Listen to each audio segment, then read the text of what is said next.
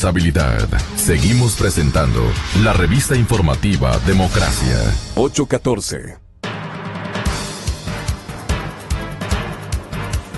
Como les habíamos informado, está ya con nosotros el señor ministro del Interior, el doctor José Serrano, a quien le damos la cordial bienvenida.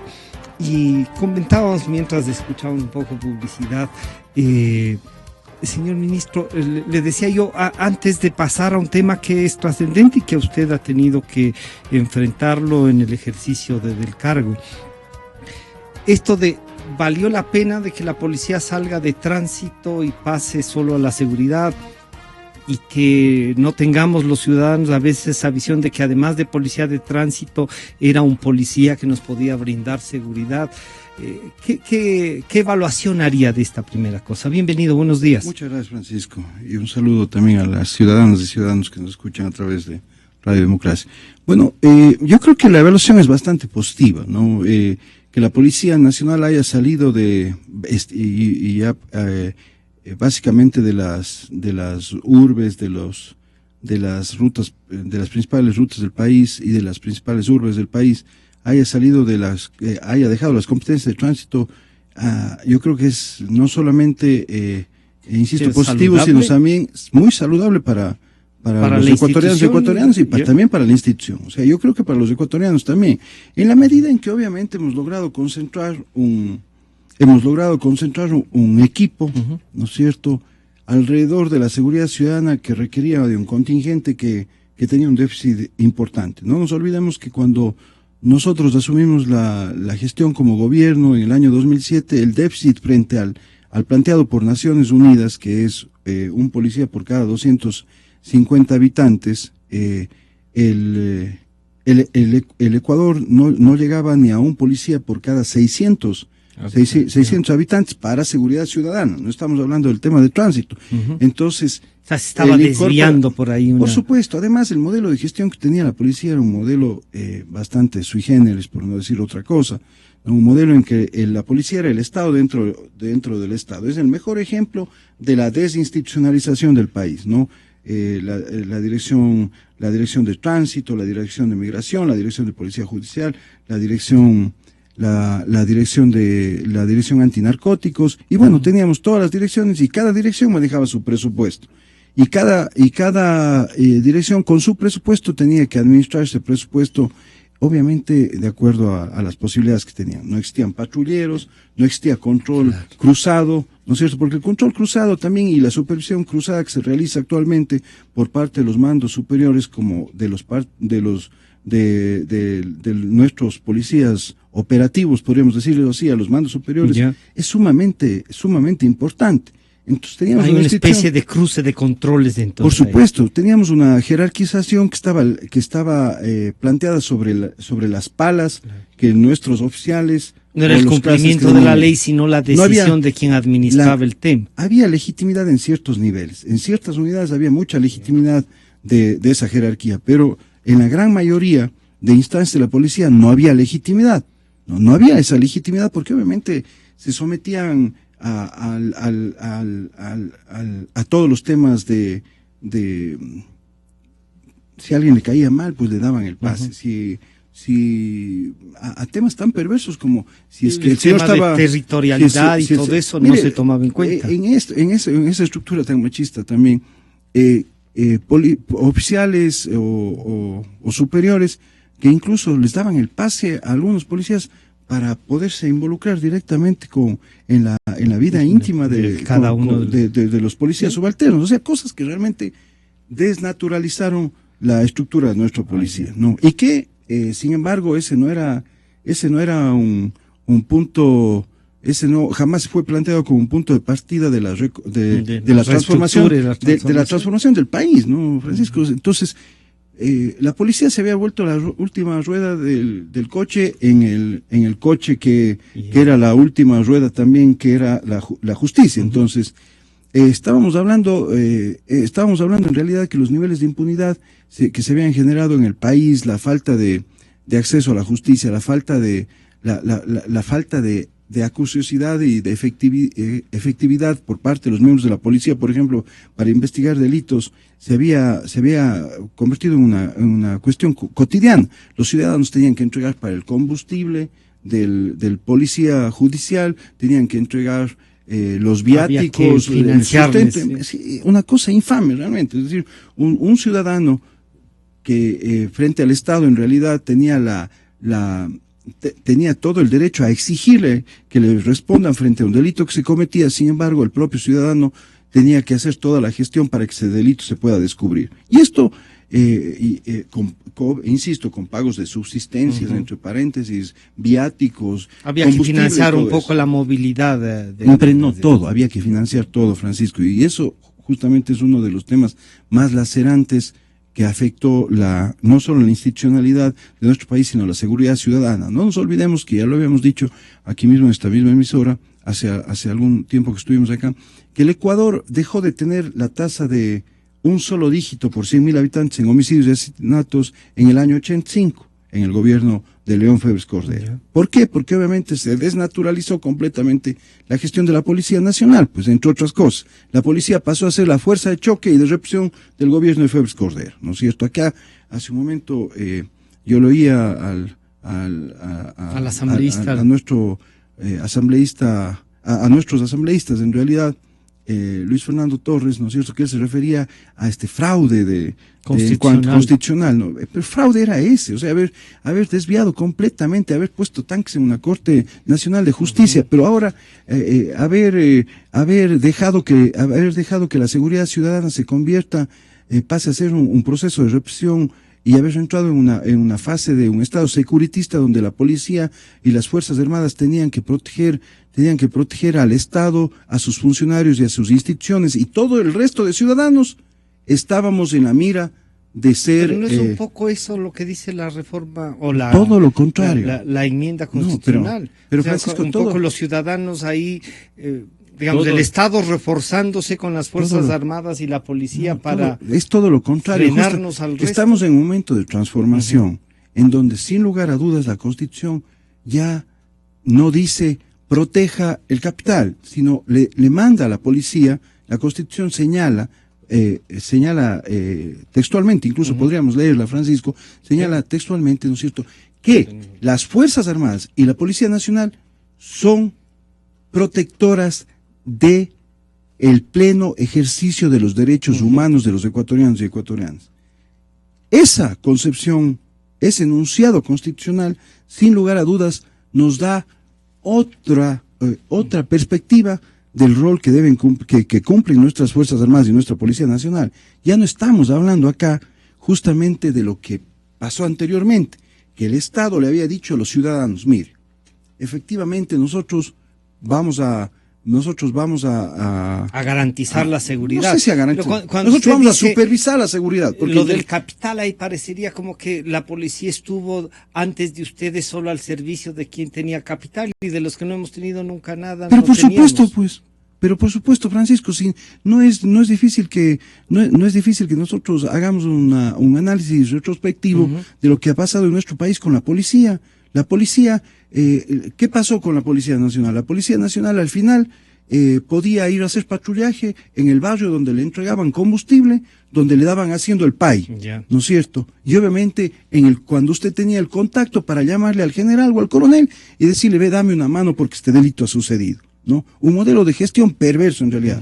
Pero podemos hablar desde el tema de la Dirección de Tránsito, podemos pasar por la Policía Judicial, ¿cuál era la situación de los homicidios y asesinatos en el país? La situación de los homicidios y asesinatos en el país no se resolvían ni el 10% de los homicidios y asesinatos del país. O sea, no estamos hablando del robo a personas, del robo a un celular, ¿no es cierto? Que también son delitos que afectan a los ciudadanos. Pero estamos hablando del delito más grave, quitar la vida a un compatriota.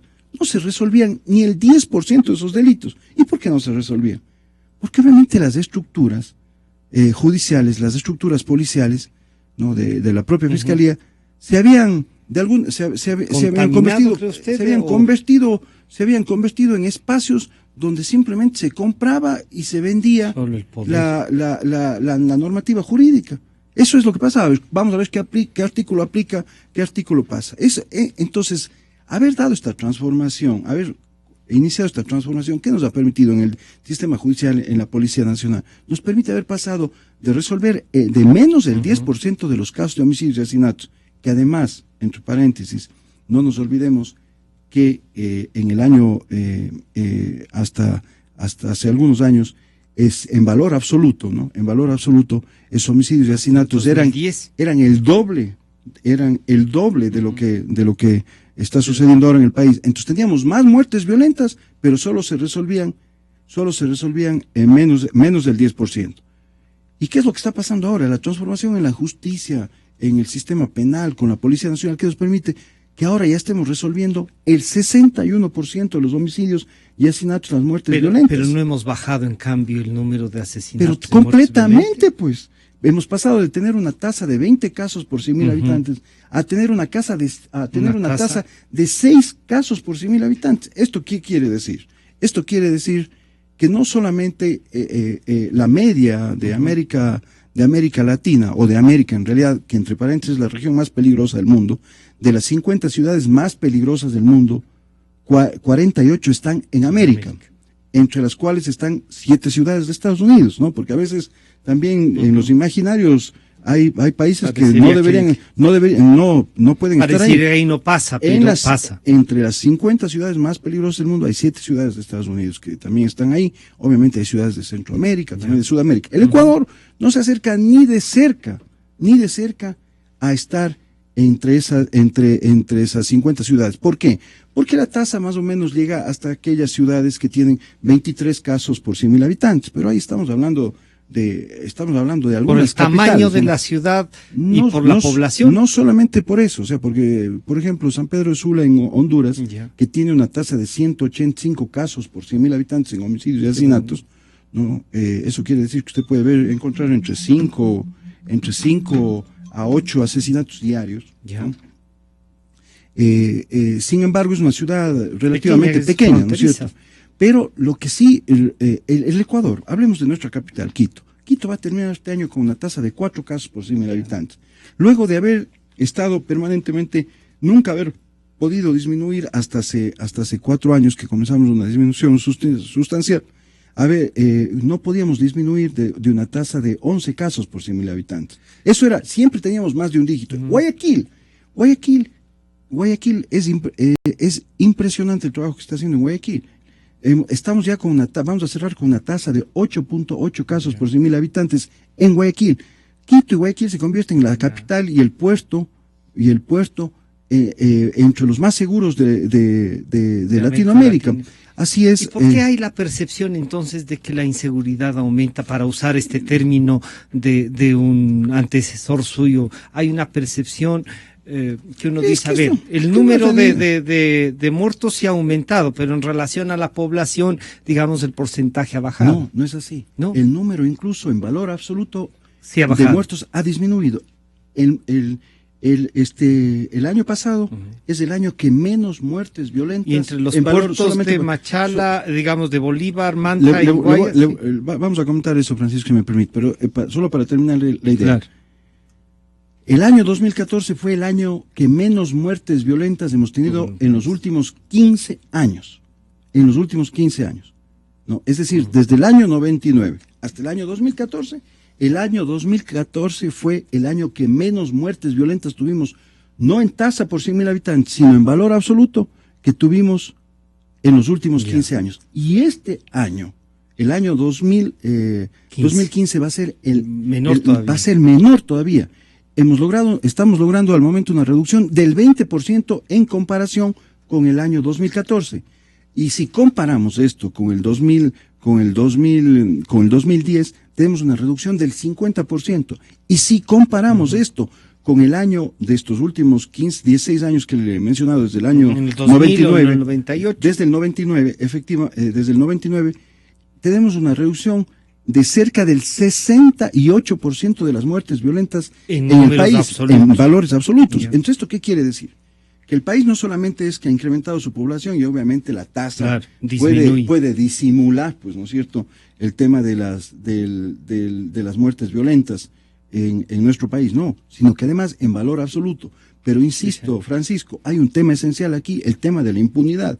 La transformación de la justicia y de la Policía Nacional pasa adicionalmente por no dejar en la impunidad y este rato lograr resolver ya policialmente el 61% de los casos de homicidios y asesinatos, cuando antes solo se resolvía menos del 10%. Con un dato adicional, vamos a llegar nuestro objetivo es llegar al año 2017, el momento en que termine el periodo de nuestro presidente de la República, llegar con una resolución de casos del 85% en homicidios y asesinatos. Una 85. Resolución significa que da por concluido el juicio que se descubre. Que efectivamente se descubre y se determina y se sanciona quiénes son los presuntos vinculados en estos delitos, ¿no? Ministro, esto un poco se puede haber visto alterado también o no ha sido lo suficientemente efectivo por, en cambio, este otro problema que es el narcotráfico, que usted ve también usando datos del 2010 de 18,19 toneladas al 2015 a 71,11 toneladas. ¿Cuánto incide en la inseguridad esta presencia de tanta tonelada de...? Mire, Francisco, esa es una pregunta importante en realidad, si me permite hacer ese comentario, ¿no? Pero hay un tema esencial. Nosotros deberíamos revisar y en cualquier momento hacemos otra entrevista, Francisco, para informar a los ciudadanos. Desde el año 2000, ¿no es cierto?, el nivel de incautación era, en el año 2000, América Latina y sobre todo la región andina, tenía 210,000 toneladas, 210,000 hectáreas de sembríos de hoja de coca. 210,000 hectáreas de sembríos de hoja de coca, ¿no? Y obviamente los países en donde estaban sembradas prácticamente el 100% de ese hectareaje era Colombia, Perú y Bolivia. En el Ecuador nunca hemos tenido sembríos prácticamente. Es decir, se han encontrado unas pocas cosas, pero no es. Pero 210,000 teníamos en el año 2000. Sin embargo, nuestra capacidad operativa y estratégica de incautación en ese tiempo llegaba a un promedio de más o menos 12 toneladas por año de incautación. Y en desarticulación de bandas ni hablar. O sea, aquí lo que hacíamos es detener absolutamente todos los consumidores y llenar nuestros centros de rehabilitación de consumidores, ¿no? Entonces, bandas de narcotráfico se desarticulaban tal vez 4 o 5 por año. Las más grandes tuvieron resonancia, ¿no? Pero son poquísimas, son poquísimas, insisto. Pero quizá era porque eran pocas en realidad las bandas, ¿o no? Pocas. ¿Usted cree que eran más? No, yo no creo, estoy completamente seguro. Lo que pasa es que el modelo de gestión que se había establecido, insisto, en la policía, el Estado, dentro del Estado y en la policía, que además recibía beneficios incluso de terceros países, por ejemplo, en el tema de narcotráfico, no, lo que había determinado es como recibía los recursos de esos otros países, de países del norte, de Europa, de Estados Unidos, etcétera, entre el país, a lo que les interesaba a esos países no era que no llegue la droga o se desarticulen las bandas en el país, como está pasando actualmente. No, a ellos lo que les interesaba es desarticular las bandas en sus países. Es decir, el mismo interés que nosotros tenemos ahora, ¿no es cierto? Es que es el interés lógico, pues, y es la responsabilidad lógica que debemos tener los funcionarios. Por supuesto, entonces, ¿qué es lo que sucedía? ¿No? La estructura era de tal naturaleza, tan perversa, que lo que hacíamos nosotros es dar el seguimiento para que se puedan hacer entregas controladas, entre comillas, en los países que el mayor consumo, diríamos. El mayor consumo, sí. Pero aquí se ha elevado el consumo también, ministro. Pero solamente para terminar esta idea. Entonces, ¿qué es lo que pasaba? La droga, en realidad, una gran cantidad de droga salía del país.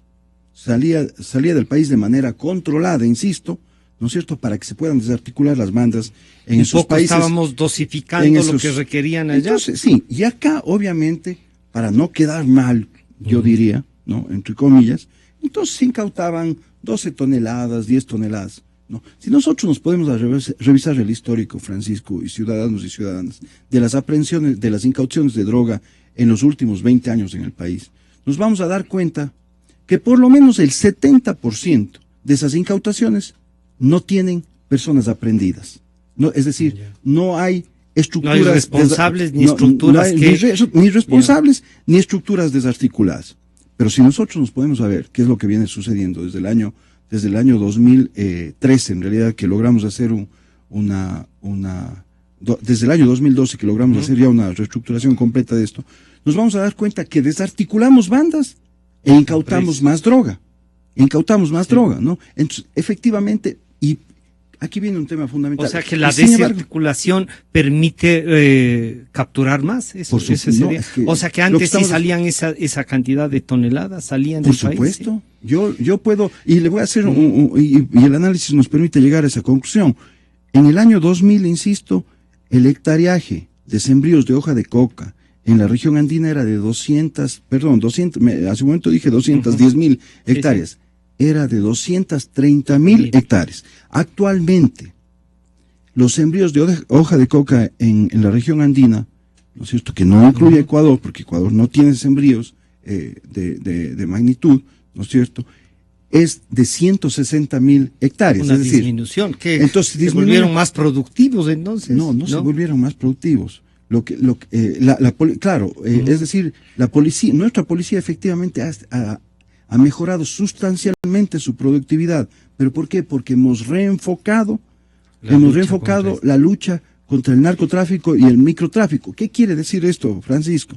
Que a nosotros no nos interesa. Si podemos apoyar a otros países para que efectivamente ellos desarticulen las bandas de sus países y todo eso, nosotros lo hacemos. Pero a nosotros lo que nos interesa como funcionarios públicos es, sobre todo y primordialmente, lo que nos interesa es desarticular las bandas que están operando en el país. No podíamos seguir en una estructura en la cual, para quedar bien, sí, pues hemos incautado 10 toneladas, 12 toneladas, 15 toneladas, 18 toneladas. Para justificar el trabajo, ¿no es cierto? Para justificar el tema de unos carritos, de unos canes y de una capacitación que por ahí nos daban, ¿no? Entonces, para quedar bien con nuestra ciudadanía. No, ahora nuestra policía no tiene que quedar bien. Nuestra policía tiene que hacer su trabajo y está haciendo su trabajo a cabalidad y con toda responsabilidad. Este año ya hemos roto el mito de la base de Manta. En el año 2009 nos escandalizaron. No, fue el año de productividad de incaución de droga impresionante, ¿no? De un momento a otro nos salieron 69 toneladas de incaución, si y justamente no está en este cuadro, pero el año 2009 fue el año de mayor incaución de drogas, ¿no? 69 toneladas. La despedida de la base de Manta fue con 69 toneladas y lo que nos estaban diciendo, obviamente, a los ecuatorianos es que se triplicaron. Ustedes no sé, pues ustedes son los que van a perder, porque ahí está. Nosotros ya nos retiramos, hemos incautado, pero aquí hay un dato importante. De esas 69 toneladas que se incautaron en el año 2009, 21 toneladas eran melaza con cocaína. Nunca se desagregó la melaza, para que usted vea lo perverso justamente de la información que se generó ahí. Pero ahora hemos roto, y además, en ese año 2009, se desarticularon tal vez 30 bandas de narcotráfico y microtráfico.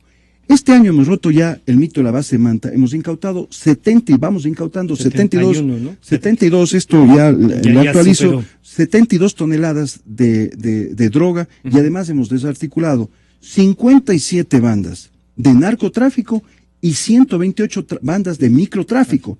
Esto es lo que estamos haciendo, pero no solo eso, Francisco, hemos incautado 15 toneladas para microtráfico y obviamente la diferencia, 57 toneladas, son de narcotráfico. Entonces, aquí estamos hablando. Internacional. Ministro, una pregunta que le causó problemas a Gonzalo para que concluya con... decía, y de estas 71 toneladas o de las 61 del 2014 o de las 42 o 43 del 2012... ¿se le ha perdido alguna? Pero es que la pregunta, sin lugar a dudas, es sesgada. ¿Para qué vamos a anunciar una incaución de droga? ¿No es cierto? Yeah. Si es que cualquier cosa se podría hacer antes, pues, Francisco. Lo que estoy diciendo acá es, además tenemos una policía antinarcóticos que está poligrafiada, que ha pasado pruebas de confianza, esas pruebas de confianza a la policía. ¿Eso no ha disminuido o digamos, o no quite estos focos todavía de corrupción? Hablemos específicamente de este tema, ¿no? Hablemos específicamente de este tema. Las incauciones de droga que se realizan por parte de este equipo, de esta unidad de la policía, de esta dirección de la policía, ¿no es cierto? Que, insisto, está poligrafiada, ha pasado las pruebas de confianza, esas pruebas de confianza se hacen cada 6 meses, ¿no es cierto? Y eso nos permite garantizar efectivamente la idoneidad, pero también la transparencia y la honestidad de nuestros policías que están operando en el tema antinarcóticos. Sin lugar a dudas, tenemos por ahí algunos focos específicos, ¿no? Sí, mire, el día de hoy, pero en eso, insisto, vamos a ser implacables porque la ciudadanía necesita generar la mayor confianza con la Policía Nacional. Claro. Es decir, que esa policía que la veíamos hace casi una década, ¿no es cierto? La veíamos con dudas, con miedo, con desconfianza, ¿no es cierto? En el tema del tránsito que hablábamos o en cualquier otra situación, el policía judicial que hemos hablado nuevamente aquí requería del ciudadano, vea, para investigarle el caso de violación, de su hija o el caso del asesinato de su padre. Yo necesito que usted me pague para el taxi, para la comida y para todo eso, ¿no es cierto? Todas esas perversidades se han roto, se está eliminando, pero sin lugar a dudas, el tema de la autodepuración sigue siendo fundamental. Sigue siendo fundamental porque los ciudadanos y las ciudadanas de nuestro país no solamente debemos generar confianza en esta policía que, entre paréntesis, dejó la doctrina militarizada y tiene ahora una doctrina civil y comunitaria, sino que nosotros debemos comenzar a construir, ¿no es cierto?, el imaginario que nos podemos ver reflejados en esos policías, hombres y mujeres, reflejados como ciudadanos, porque al ver un policía, nosotros no solamente que confiamos en el policía, ¿no es cierto?, por su actuación, sino que además nos sentimos protegidos por la institucionalidad que ofrece el Estado. Obviamente, insisto, momento que el tema de la autodepuración es fundamental. Al momento hemos desvinculado a cerca de 800 miembros de la policía en actos administrativos por estar presumiblemente vinculados a hechos de corrupción. ¿Y a eso se les hace un seguimiento? ¿Están sentenciados? El trámite que hemos hecho es administrativo. Mire, por ahí más o menos unos 40 nos pusieron acciones de injurias y denuncias de injurias. Mire, si es necesario que nosotros, como funcionarios públicos de este proceso de la Revolución Ciudadana, del ejercicio del cargo. No es riesgo para mí.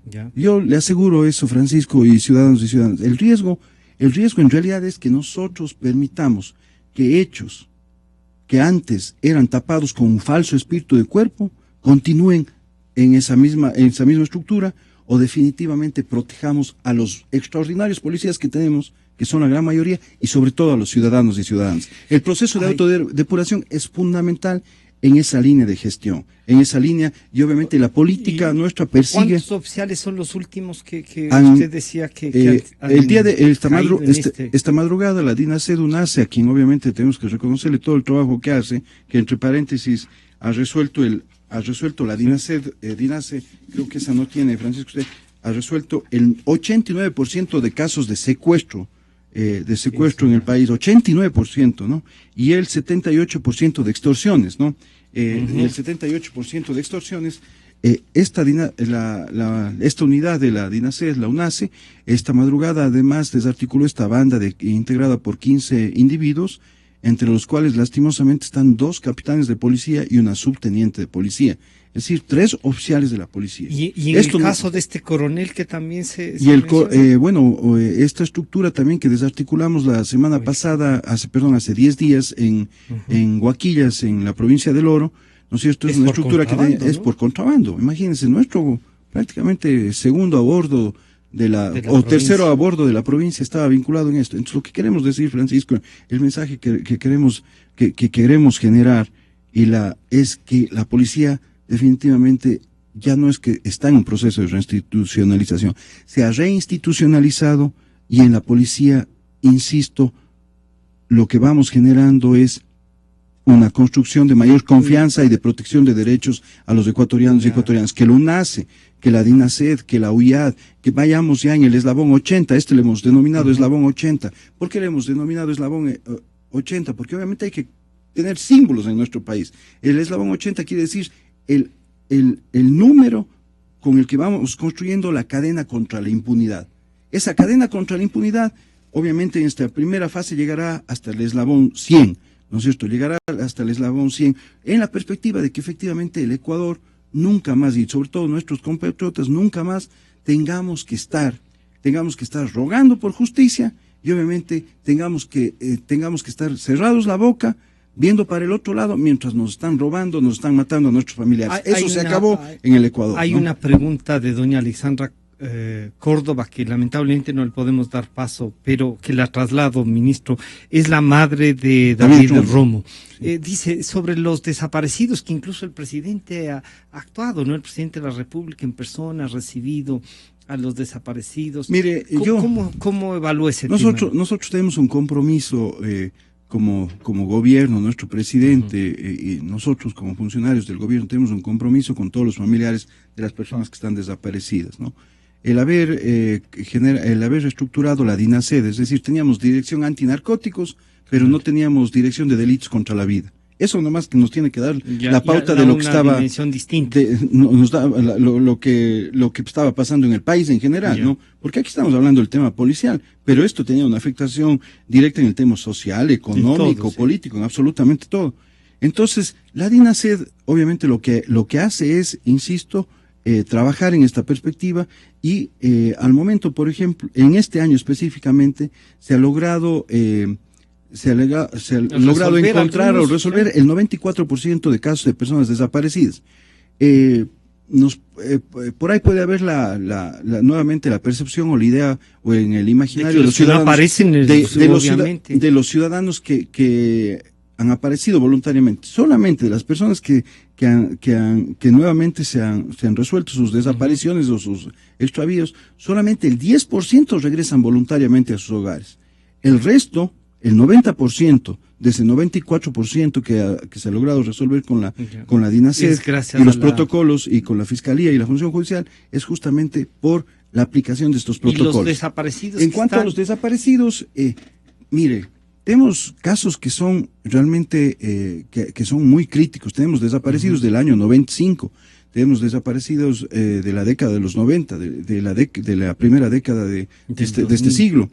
Desaparecidos del 2002, 2003, y sin embargo vamos dándoles respuesta. Es decir, hemos logrado resolver de un aproximado de 80 casos, podríamos decir más emblemáticos, por llamarlo así, aunque en realidad todos los casos tienen la misma importancia. Hemos logrado resolver ya 35 de esos casos, ¿no? En estos últimos 3 años, insisto, con desaparecidos incluso de antes de la década del 2000.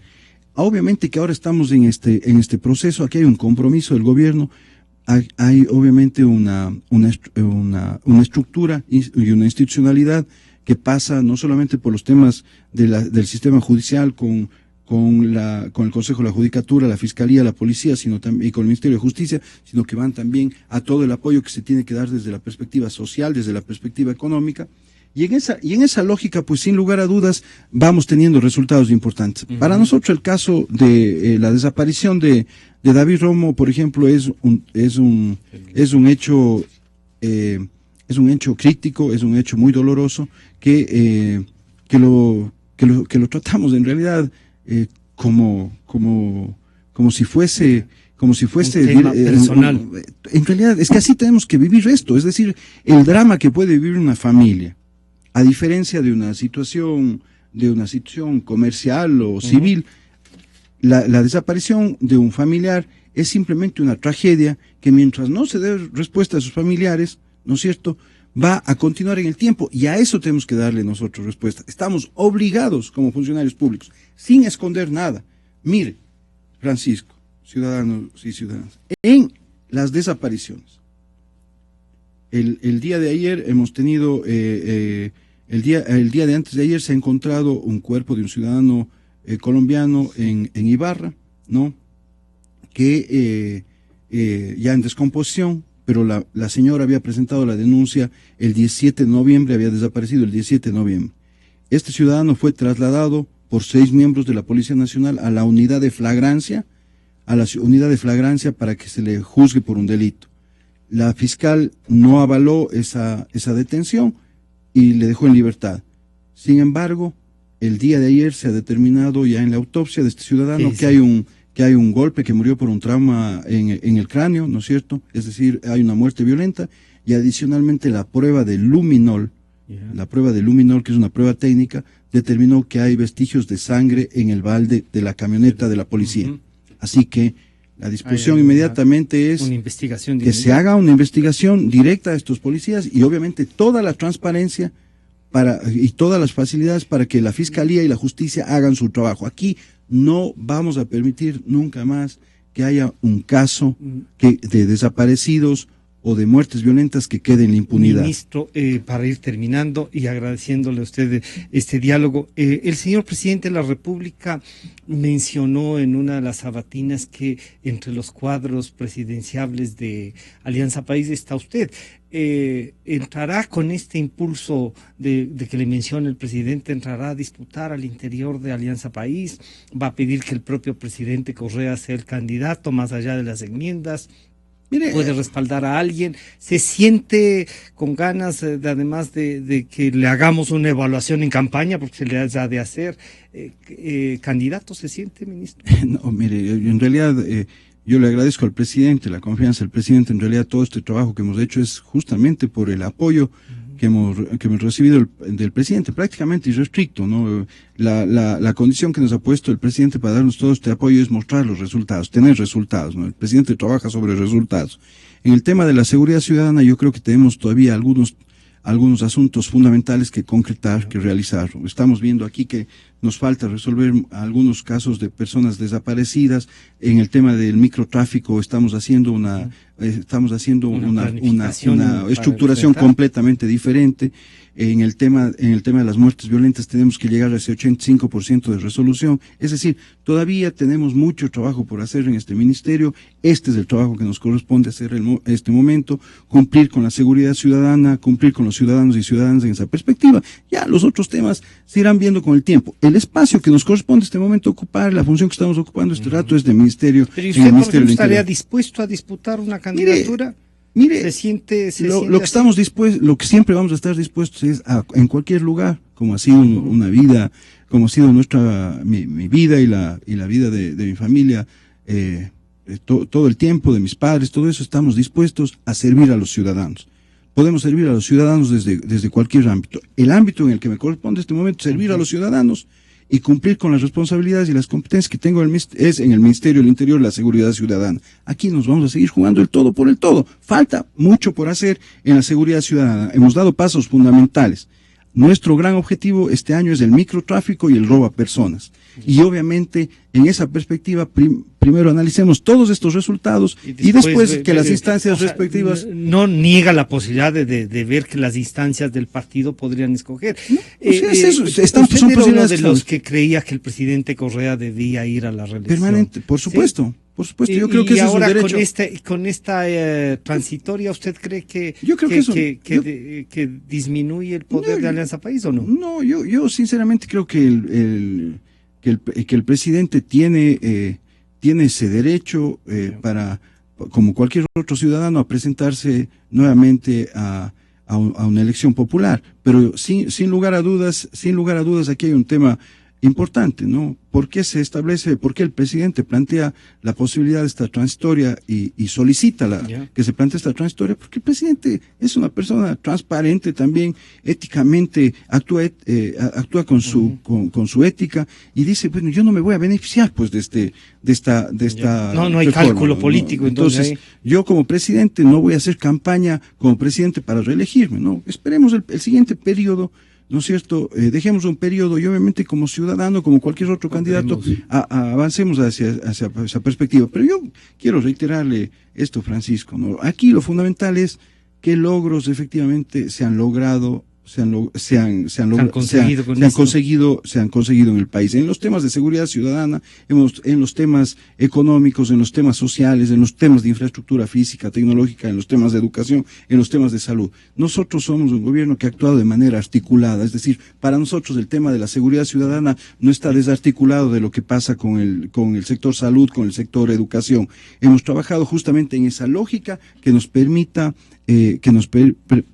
consolidar una verdadera transformación al país.